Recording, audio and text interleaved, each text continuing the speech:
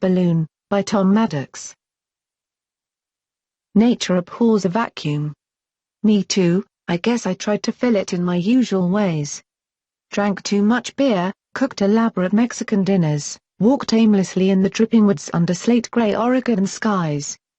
And of course, I watched television, old movies seen in worn prints, music videos with strutting rock stars, baseball games inching to conclusion across bright green fields, ghost images, ghost voices pulled by my dish antenna from the satellite-thick sky. The void remained. I had a talent growing slack from disuse. I had an empty space in my bed. The image in my living room was real enough, though Toshi Ito had come calling to offer me a job. "How are you, Jerry?" he said.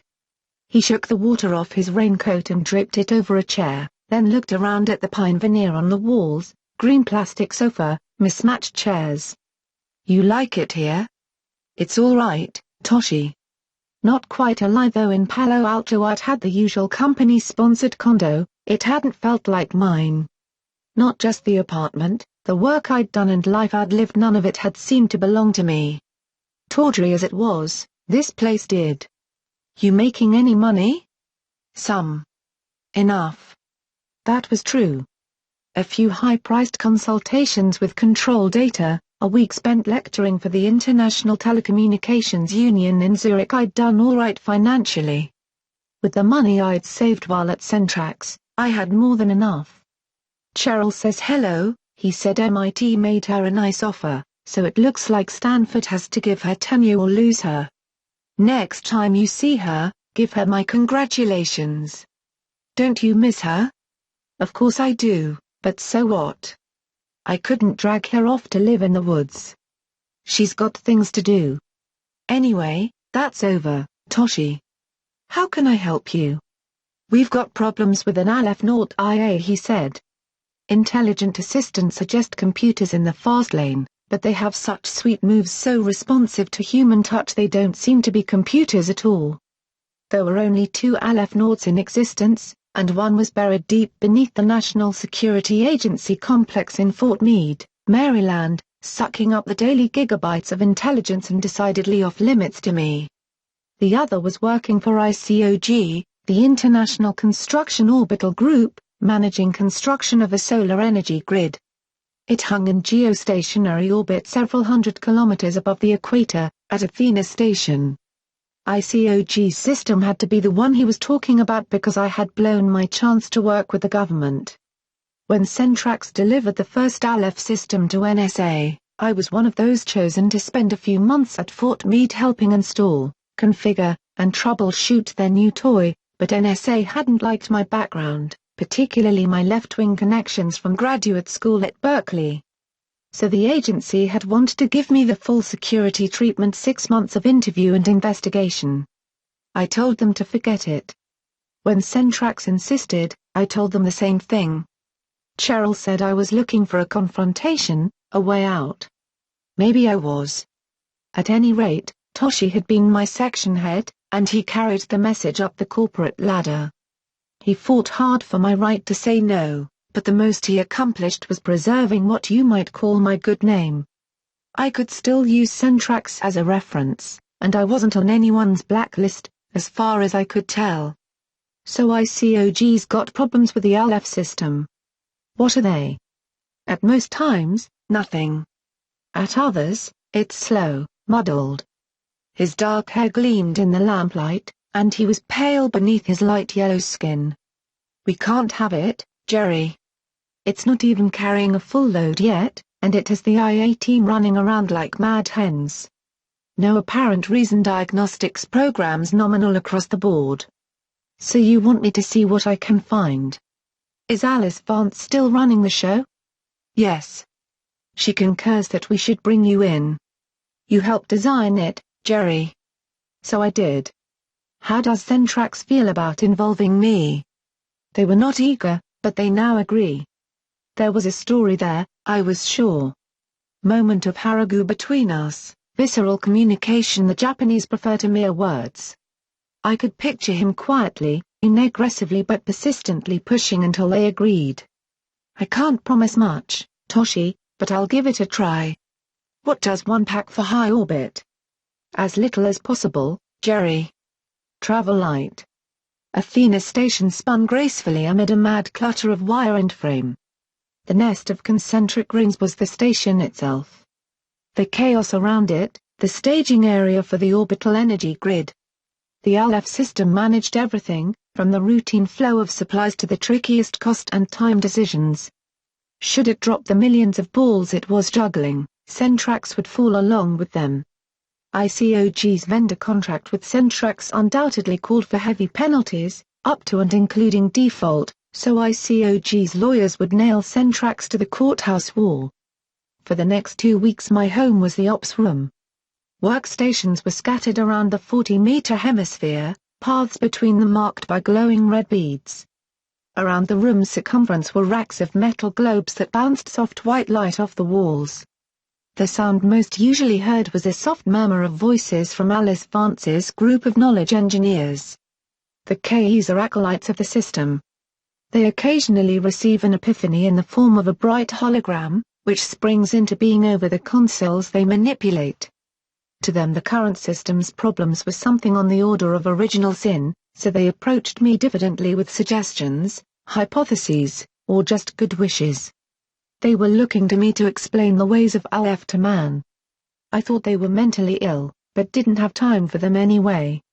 I was too busy learning Aleph's characteristic patterns, those complex internal rhythms that, like a foreign language, you begin to forget when you're away from them.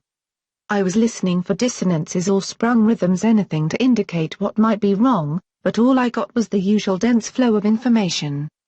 From the vast number crunching any computer can handle to the decision processes that only an IA can touch, Aleph appeared to be functioning normally. But several times and often for an hour or more, which, to a machine whose unit of time is the nanosecond, is an infinity, the system slowed. It was as if stunned, confused. Calculations queues formed, vital decisions processes virtually halted. Suddenly, normal flow would resume.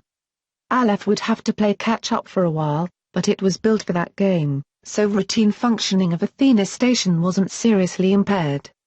In short, the situation was somewhat troublesome. What was causing the anomalies? What would happen when the system was under full load at all times?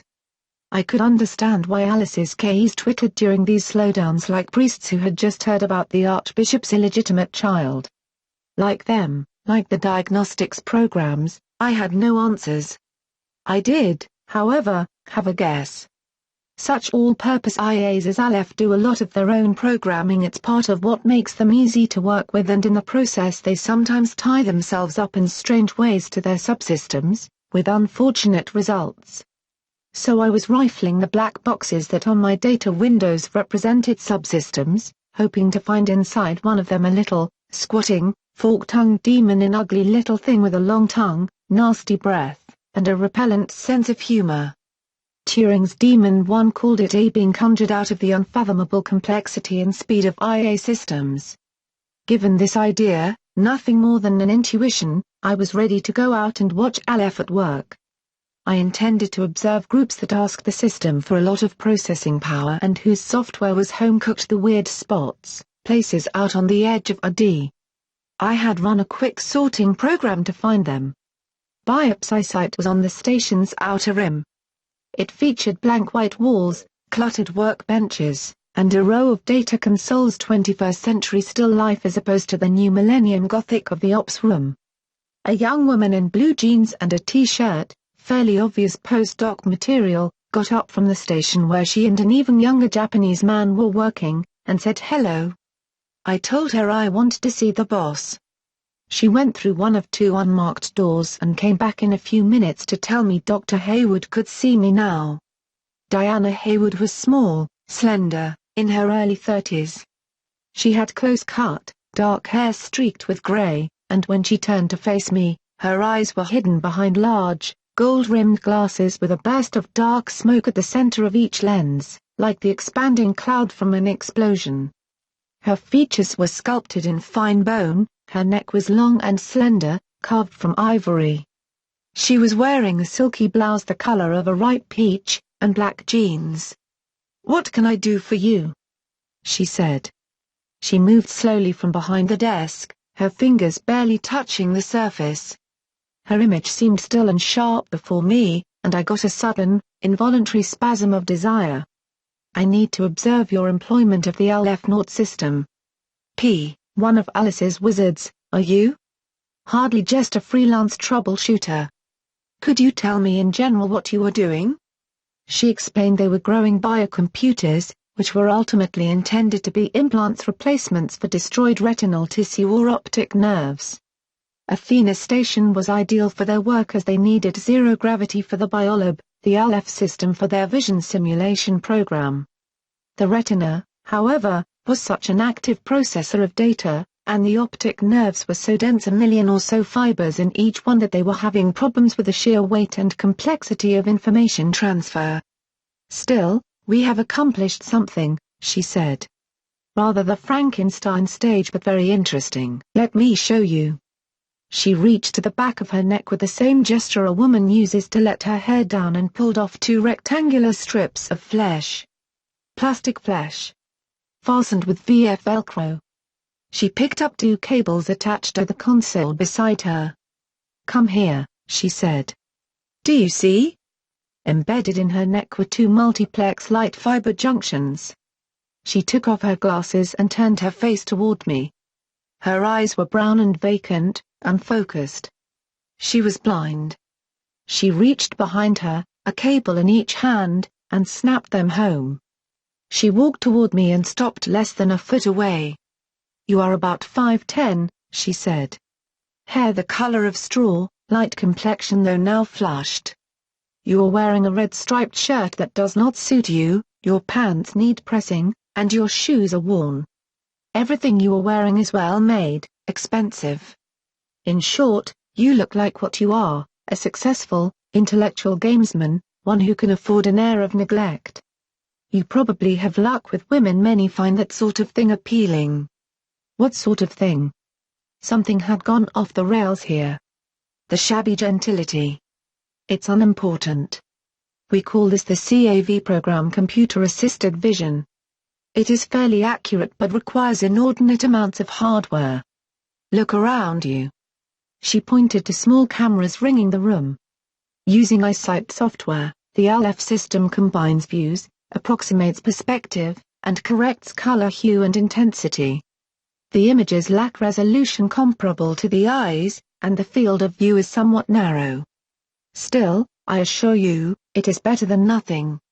Much better. Yes. I suppose it is. In any case, that is our current stage of development. I'm afraid that it will be impossible for you to monitor our ongoing work at present. We are far too busy. I would think your concern would be with the LF system itself. It is, but I need to see things from the other end, the user's perspective. I wouldn't be any bother.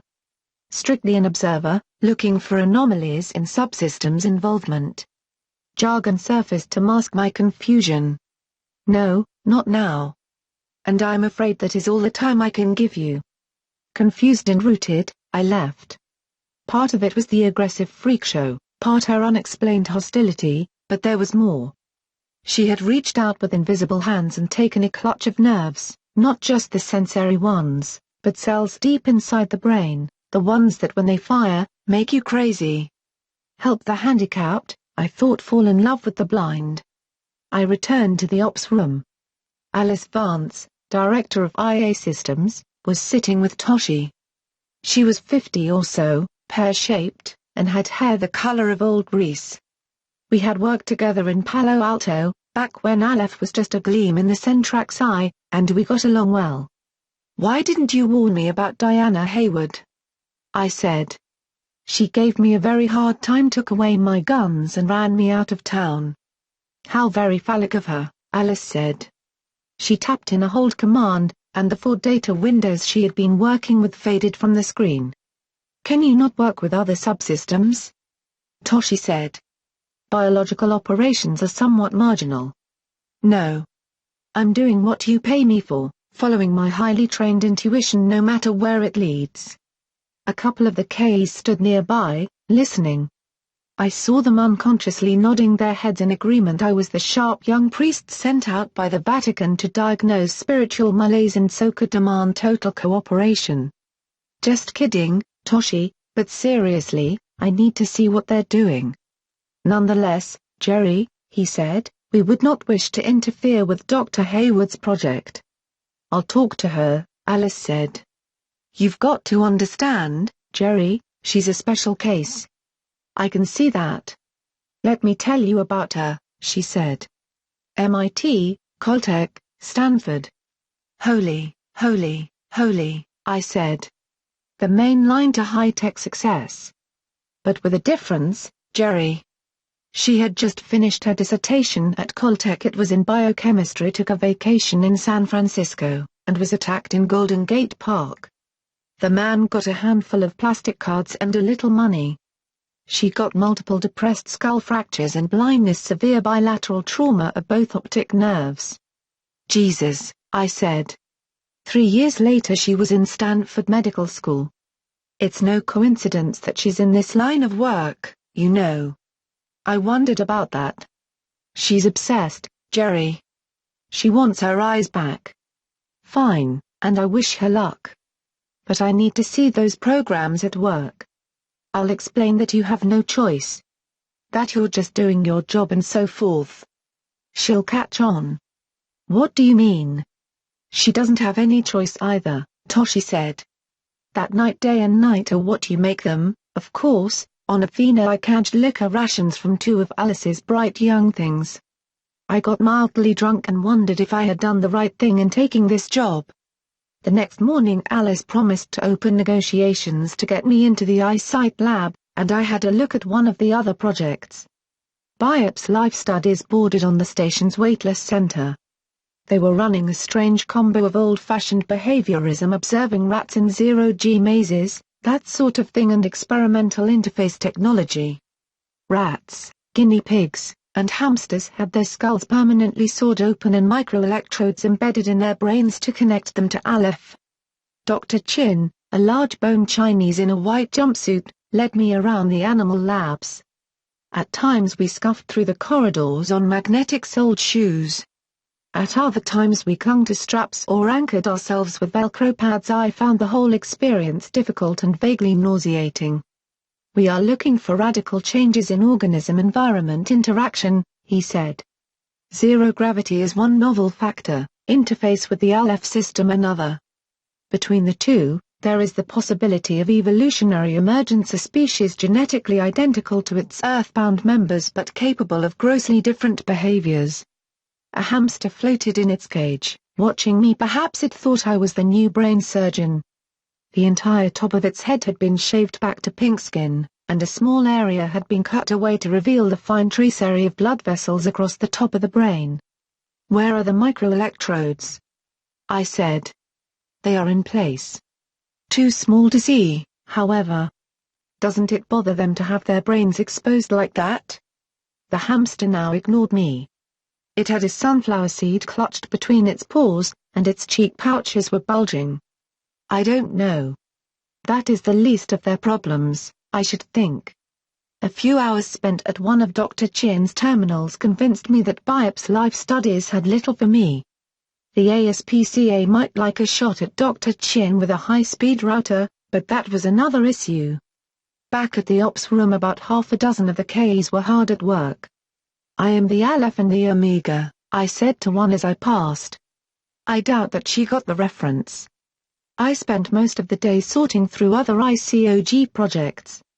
ITT, at T. Nippon Electric, NTT.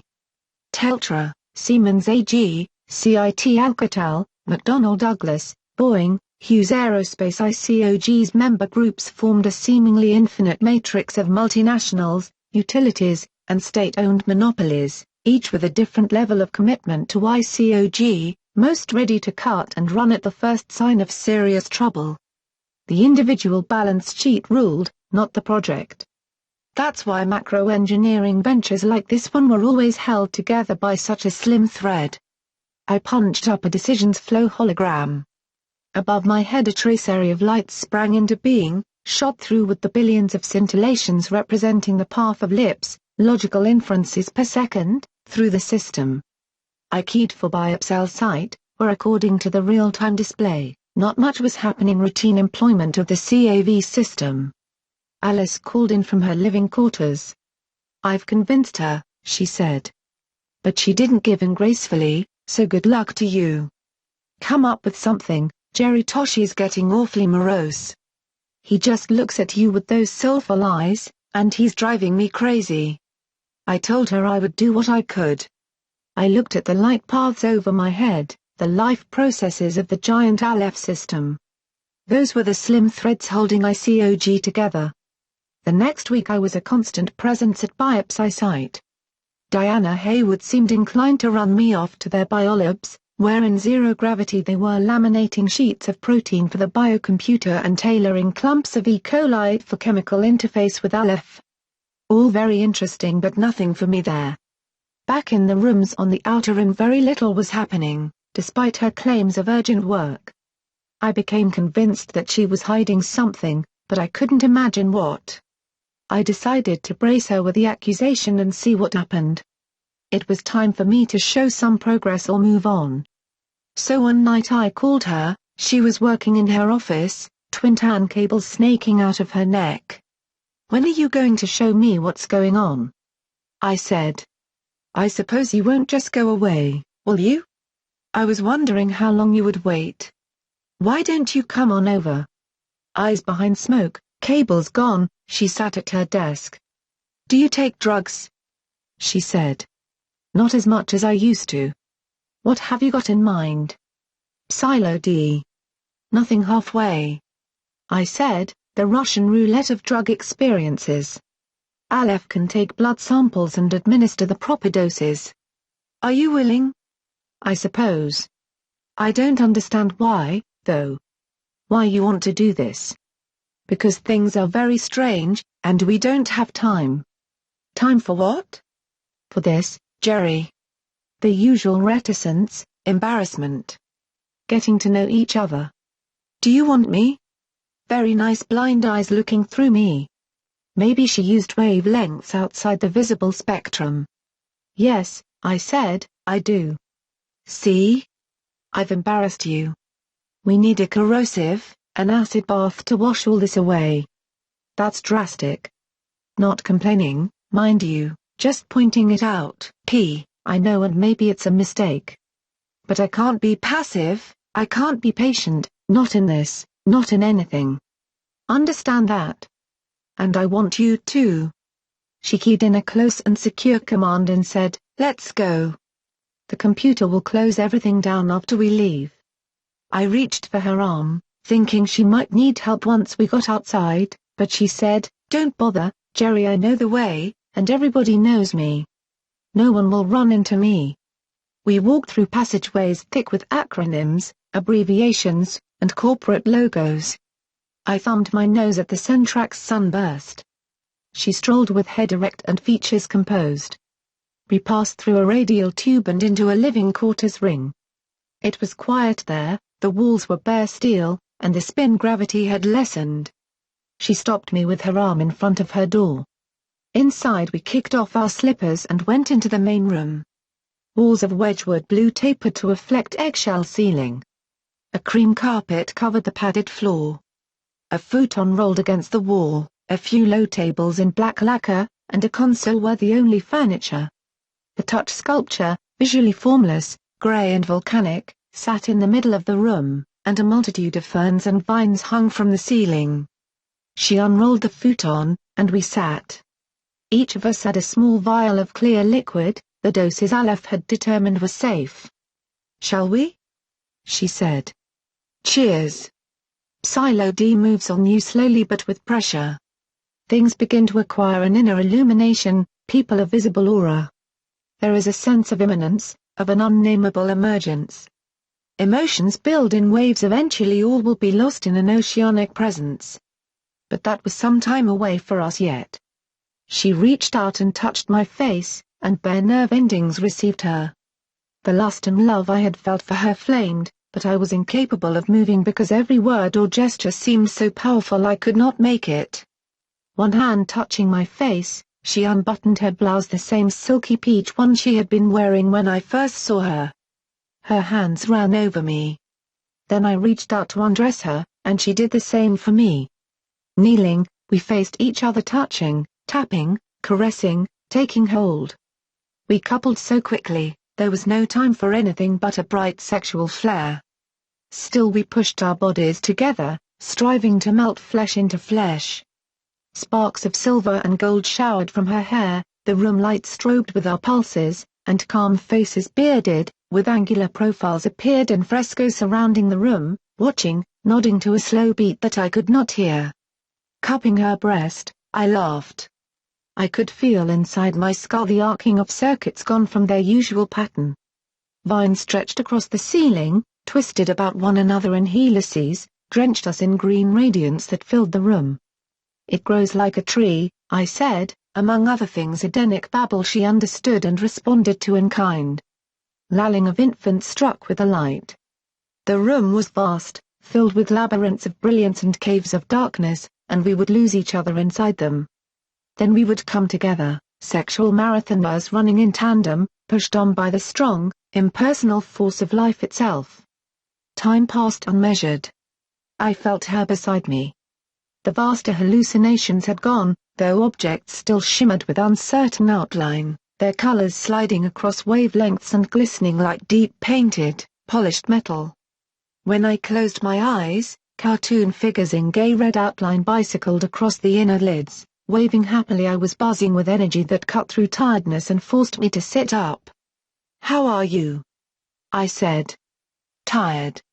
Want to get some sleep?" "I think so." I got her purse. Inside were two flat-ended metal tubes, stingers, pressurized, one-shot injectors filled with a tranquilizer. I gave them to her, and she felt along the under part of my jaw, then pushed a tube against my neck. "Jesus," I said, "that's quick." I could feel my muscles loosening, energy level dropping to zero. Through a cloud I saw her press the other tube to her own neck. Huddled naked together, we slept. 2 days later I came into her office. I had staggered through the previous day's work, still punch-drunk with tiredness. Now I was humming with a high, anxious buzz. Eyes still subject to shape-changings and odd flickers of the light, thoughts strung together like the bedwork of a mad child, and at the luminous center of it all, her. But I couldn't just go in and say, "Do you love me?" or was it the drug? She came around the desk to meet me. She was wearing a dress patterned in dark blue that billowed as she walked. Her skin was scrubbed, pale, translucent. "Are you all right?" I said. She sat on the front edge of her desk and reached for me. I got a rush of desire that seemed to have been waiting, latent somewhere in the finer structures of my skull in readiness for the proper touch. I laid her across the desk. Underneath her dress, she wore nothing. Nails locked into the back of my neck, eyes invisible behind colored glass, she drew me into her. So quickly we moved, waves of need passing between us, amplified, climbing. "Now," she said. "Now." And a few minutes later, "No, don't move. I have to tell you what I could not tell you. That thing I showed you, with cameras, is just a trick compared to the other, to seeing with my own eyes. Aleph gives me eyes." She whispered to me, her lips inches away, her breath coming in hot pulses I could feel on my spine. "But it is so difficult to see, so complex, that Aleph has to divert, delay, steal the time for me. And it has to lie. It seems to want to." I could feel the tension in both of us, rippling against each other. "That's impossible," I said. "It doesn't want anything. It can't. Something happened. It can." From the first time I tried the program, I felt peculiar things happening. That strangeness grew, it flowered.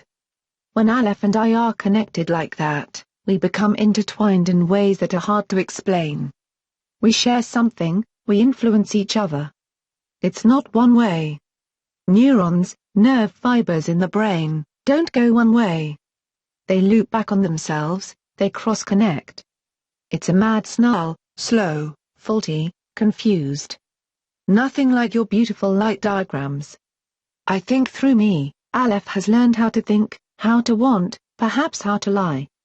If I close my eyes and relax, I receive messages.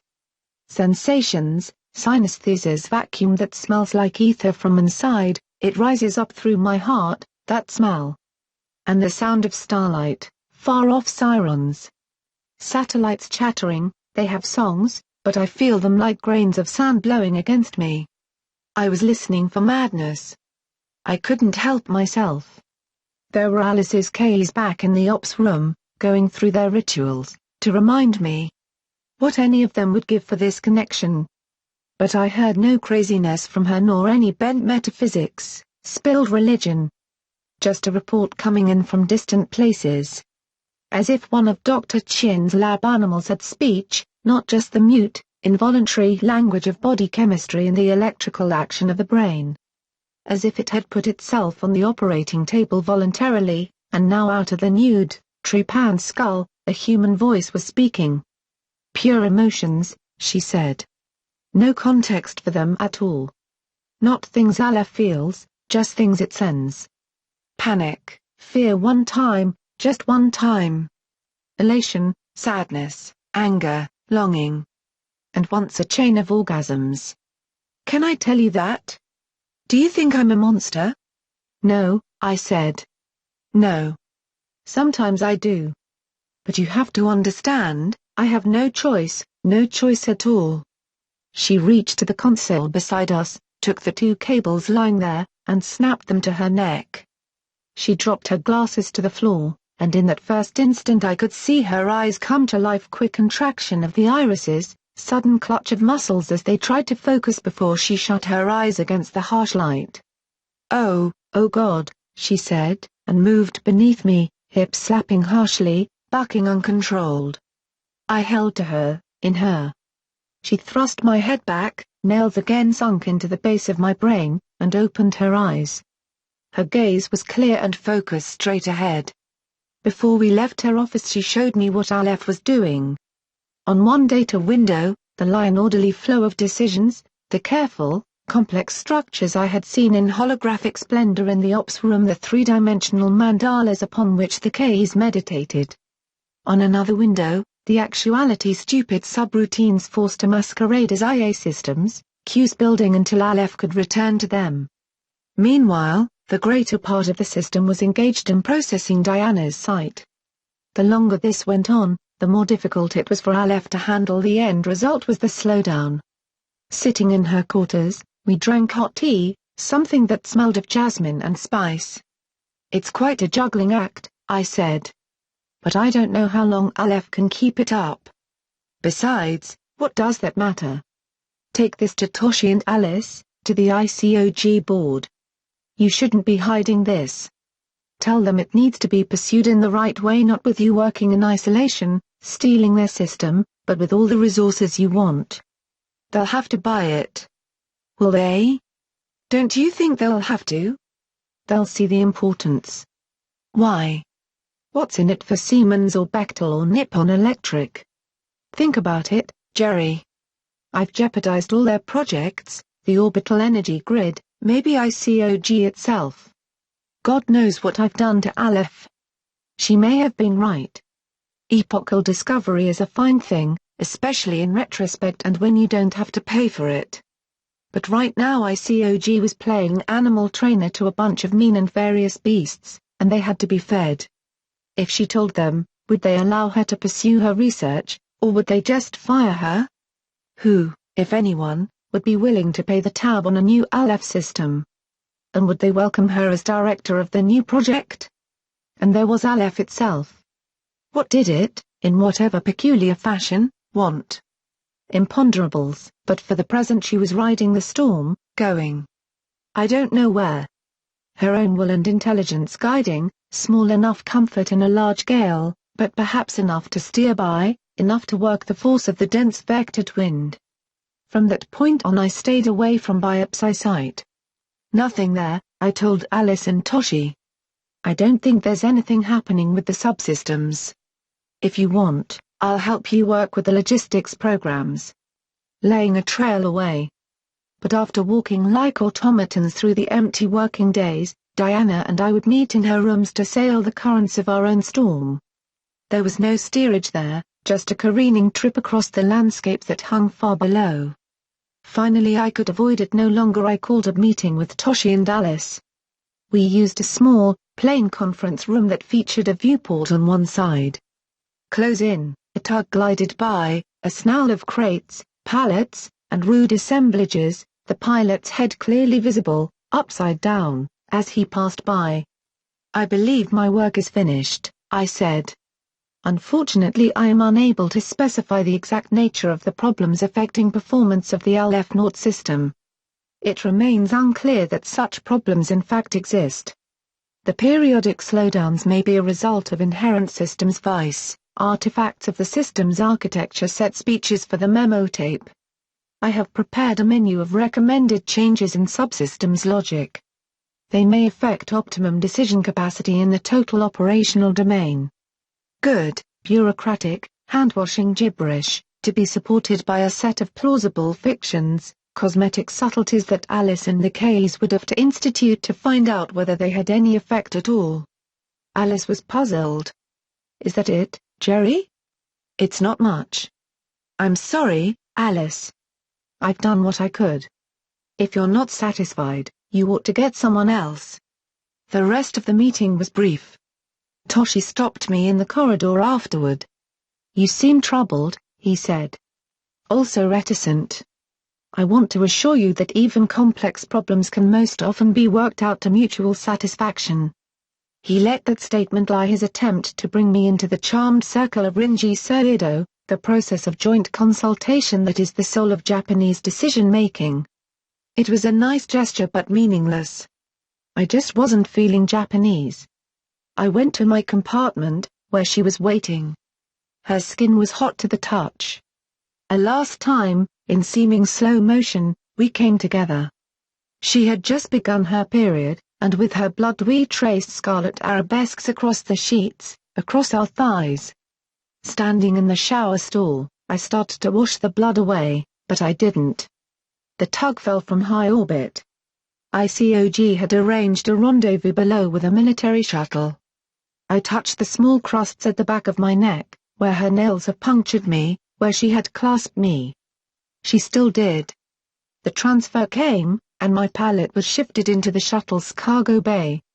Delta wings folded back, the shuttle entered the upper atmosphere somewhere over Hawaii. White ash from the tear-off thermal shielding flew past the viewport amid coruscations of red fire. Thin air played high-pitched cacophonies on the hull. I loved her. I told her that. And I said, "You're not a monster. Don't ever think it. Do what you must." Leaving her with a platitude. I didn't tell her that nature abhors a vacuum, that everywhere she wasn't, was full of pain. Flash of white light in the mind's eye, picture of a door opening, of something astonishing, its shape unclear, passing through. Evolutionary emergence, Dr. Chin had said, but I doubted he would find it. He wasn't looking in the right places. The end.